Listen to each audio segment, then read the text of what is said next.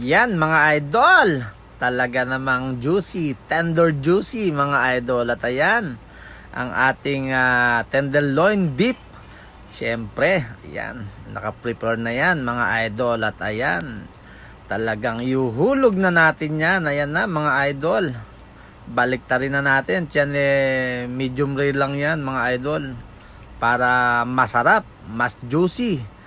Yan mga idol, talaga naman at tayo na-miss natin yan. Matagal-tagal tayong hindi nakakain at ayan ang second batch mga idol.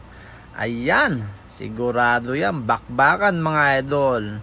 Ayan, talagang well done yung isa na yan mga idol. Kaya talagang medyo matagal. Ayan na siya mga idol, mga 10 minutes lang yan. Talaga namang luto agad at talagang malambot yan mga idol. Masarap i-slice.